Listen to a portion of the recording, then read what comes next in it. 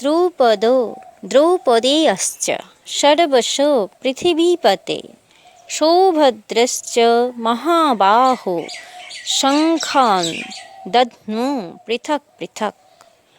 অচল পদে প্রতিষ্ঠাতা দ্রুপদ এবং ধ্যানরূপ দ্রৌপদীর পঞ্চপুত্র সহৃদয়তা, বাৎসল্য, লাবণ্য, সৌম্যতা ও স্থিরতা এরা সাধন পথের শ্রেষ্ঠ সহায়ক মহারথী। এবং দীর্ঘ বাহুযুক্ত অভিমন্যু এরা সকলেই পৃথক পৃথক শঙ্খ বাজালেন। মন যখন ভয়মুক্ত হয় তখন তার শক্তি বহুদূর পর্যন্ত প্রসার লাভ করে। হে রাজন, এরা সকলেই পৃথক পৃথক শঙ্খ বাজালেন। কিছু কিছু দূরত্ব সকলেই অতিক্রম করান। এদের পালন আবশ্যক, তাই এদের নাম উল্লেখ করা হয়েছে। এছাড়া কিছু দূরত্ব যেটুকু বাকি থাকে তা মন এবং বুদ্ধির অতীত। ভগবান স্বয়ং অন্তঃকরণে জাগ্রত হয়ে তা অতিক্রম করান। দৃষ্টিরূপে আত্মা থেকে দাঁড়িয়ে যান এবং সম্মুখে স্বয়ং দণ্ডায়মান হয়ে নিজের পরিচয় দেন। সঘোষ ধৃতরাষ্ট্রাণং হৃদয়ানি বদারয়ৎ নভশ্চ পৃথিবীং চৈব তুমুলো বনুনাদয়ন। সেই তুমুল শঙ্খধ্বনি আকাশ ও পৃথিবী প্রতিধ্বনিত করে ধৃতরাষ্ট্রপুত্রগণের হৃদয় বিদীর্ণ করল। সেনা পাণ্ডব পক্ষেও ছিল, কিন্তু হৃদয় বিদীর্ণ হল কেবল ধৃতরাষ্ট্রপুত্রগণের।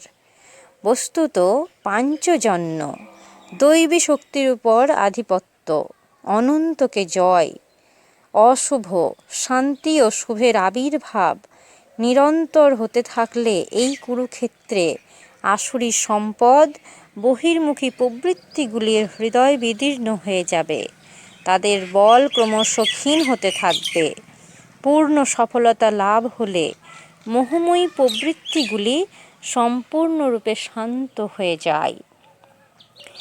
অথ ব্যবস্থিতান দৃষ্টা ধার্তরাষ্ট্রান কপিধ্বজ প্রবৃত্তে শস্ত্র সম্পাতে ধনুরুদ্যম্য পাণ্ডব। ঋষিকেশং তদা বাক্যম ইদম মাহ মহীপতে। অর্জুন উবাচ সেনয়োরুভয়োর্মধ্যে রথং স্থাপয় মে অচ্যুত। সংযমরূপ সঞ্জয় অজ্ঞানাবৃত্ত মনকে বোঝালেন যে, হে রাজন, অতঃপর কপিধ্বজ বৈরাগ্যরূপ হনুমান, বৈরাগ্যই যার ধ্বজ। কারো কারো মতে পতাকা চঞ্চল ছিল, তাই কপিধ্বজ বলা হয়েছে, কিন্তু তা নয়। এখানে কপি সাধারণ বানর নন, স্বয়ং হনুমানই ছিলেন, যিনি মান অপমানের হনন করেছিলেন। সমমানি নিরাদর আদরহি, প্রকৃতির বিষয়বস্তু থেকে আসক্তির ত্যাগী বৈরাগ্য।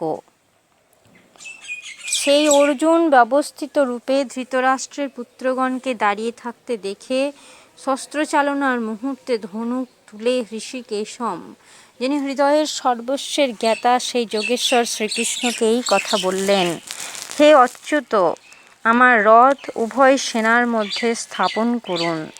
এখানে সারথীকে আদেশ দেওয়া নয়, ইষ্টের প্রতি অনুরোধ করা হয়েছে। কেন স্থাপন করবেন? যাবদ এতন্নিরীক্ষে অহং যোদ্ধুম কামান অবস্থিতান কৌমর্যা সহ যোদ্ধম অস্মিন রণ সমুদ্যমে। যতক্ষণ আমি যুদ্ধার্থে অবস্থিত এদের সকলের উত্তমরূপে নিরীক্ষণ না করব, এই যুদ্ধোদ্যমে আমাকে কার কার সঙ্গে যুদ্ধ করা উচিত, অর্থাৎ এই যুদ্ধ ব্যবসায়ে কার কার সঙ্গে আমাকে যুদ্ধ করতে হবে,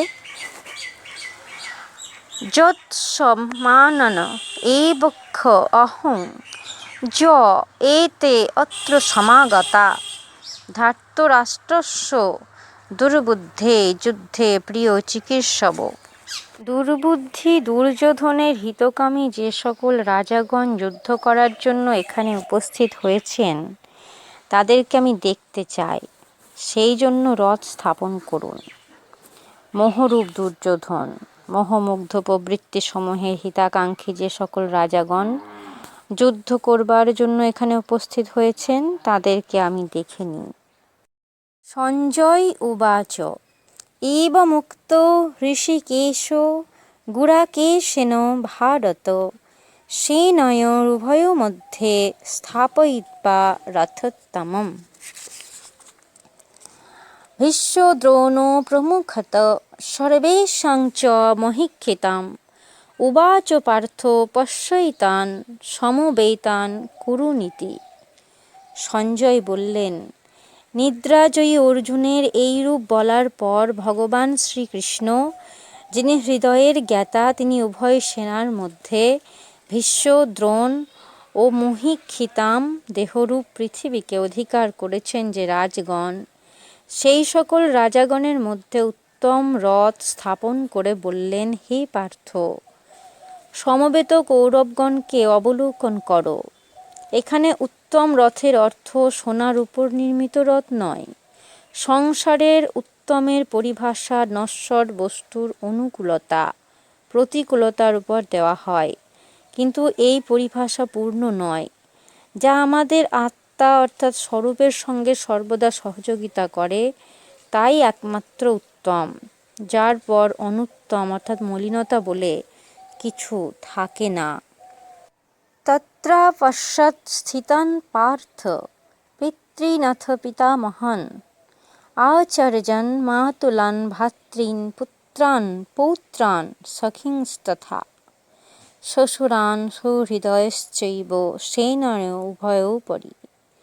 অতঃপর সুনিশ্চিত লক্ষ্যযুক্ত পার্থিব দেহকে যিনি রথস্বরূপ বিবেচনা করেছেন, সেই পার্থ উভয় পক্ষের সেনাদলের মধ্যে পিতৃব্যগণকে, পিতামহগণকে, আচার্যগণকে, মাতুলগণকে, ভ্রাতাগণকে, পুত্রগণকে, পৌত্রগণকে, মিত্রগণকে, শ্বশুরগণকে ও সুহৃদগণকে উপস্থিত দেখলেন। উভয় সেনাদলের মধ্যে অর্জুন কেবল নিজের পরিবার, মামার পরিবার, শ্বশুরের পরিবার, সুহৃদ ও গুরুজনদের দেখতে পেলেন। মহাভারতকালের গণনানুসারে 18 অক্ষৌহিনী আনুমানিক 40 লক্ষের সমকক্ষ হবে, কিন্তু প্রচলিত গণনা অনুসারে 18 অক্ষৌহিনী আনুমানিক 6.5 আরব সংখ্যায় হবে, যা আজকের বিশ্বের জনসংখ্যার সমকক্ষ। আজ সমগ্র বিশ্বে মাত্র ততই জনসমূহের জন্য বিশ্বস্তরে আবাস, খাদ্য ও জনসংখ্যার সমস্যা সমুপস্থিত। এই বিশাল জনসমূহ অর্জুনের 3-4টি আত্মীয়ের পরিবারই মাত্র ছিল। এত বিশাল পরিবার কি কারো হয়? কখনোই না। এ সকলই হৃদয় দেশের ছবি। তান সমীক্ষ্য স কৌন্তেয় সর্বান বন্ধনাবস্থিতান কৃপয়া পর্যাবিষ্ট বিষীদন্নিদম ব্রবীত। কুন্তিপুত্র অর্জুন সেই বন্ধুগণকে যুদ্ধক্ষেত্রে অবস্থিত দেখে অত্যন্ত করুণাপূর্ণ হয়ে শোক করতে লাগলেন, কারণ দেখলেন এরা সকলেই তার নিজের আত্মীয় স্বজন। অর্জুন উবাচ দৃষ্টে মম স্বজনং কৃষ্ণ যুযুৎসুং সমুপস্থিতম সীদন্তি মম গাত্রাণি মুখং চ পরিশুষ্যতি বেপথুশ্চ শরীরে মে রোমহর্ষশ্চ জায়তে। হে কৃষ্ণ, আত্মীয় স্বজনকে যুদ্ধার্থ উপস্থিত দেখে আমার অঙ্গ প্রত্যঙ্গ অবসন্ন ও মুখ শুষ্ক হচ্ছে, আমার শরীর কম্পিত ও রোমাঞ্চিত হচ্ছে। কেবল এতটাই নয়, গাণ্ডীবং স্রংসতে হস্তাৎকং চৈব পরিদজ্যতে ন চ শক্লম্য ব্যবস্থাতুং ভ্রমতীব চ মে মন। হাত থেকে গাণ্ডীব খসে পড়ছে এবং চর্ম যেন দগ্ধ হচ্ছে। তিনি সন্তপ্ত হয়ে উঠেছেন যে এই যুদ্ধ কী ধরনের, যার মধ্যে শুধু স্বজনই দাঁড়িয়ে। অর্জুনের ভ্রম হয়েছিল। তিনি বললেন, এখন আমি দাঁড়াতেও অসমর্থ, এখন এর বেশি দেখার সামর্থ্য নেই। নিমিত্তানি চ পশ্যামি বিপরীতানি কেশব, ন চ শ্রয় অনুপশ্যামি হত্বা স্বজনম আহবে।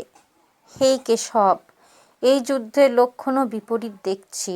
যুদ্ধে আত্মীয়দের বধ করলে মঙ্গল হবে, এও দেখি না। কুলকে বধ করলে কল্যাণ কিরূপে সম্ভব? ন কাঙ্ক্ষে বিজয়ং কৃষ্ণ, ন চ রাজ্যং সুখানি চ, কিং নো রাজ্যেন গোবিন্দ, কিং ভোগৈর্জীবিতেন বা। সম্পূর্ণ পরিবার যুদ্ধে উপস্থিত হয়েছেন। এদের যুদ্ধে বধ করে বিজয়ের দ্বারা প্রাপ্ত রাজ্য ও রাজ্য সুখ অর্জুন চান না। তিনি বললেন, হে কৃষ্ণ, আমি বিজয় চাই না, রাজ্য এবং সুখ ভোগও কামনা করি না।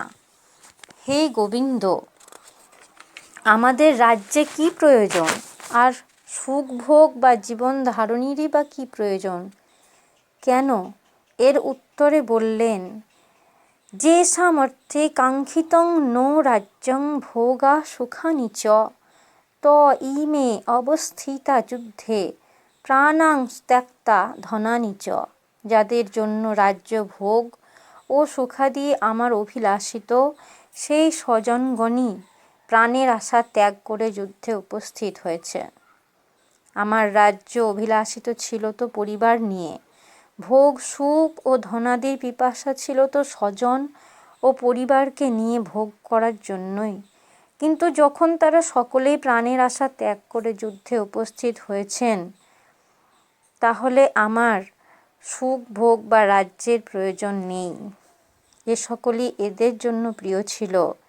এদের থেকে পৃথক হয়ে এ সকলে আমার প্রয়োজন নেই। যতক্ষণ পরিবার থাকে ততক্ষণ এই কামনাগুলিও থাকে।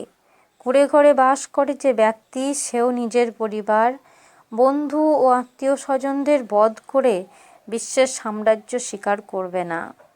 অর্জুনের বক্তব্য এই যে, ভোগ যুদ্ধে জয়লাভ আমি চেয়েছিলাম, কিন্তু যাদের জন্য চেয়েছিলাম, যখন তারাই থাকবে না, তখন আর আমার ভোগের কি প্রয়োজন?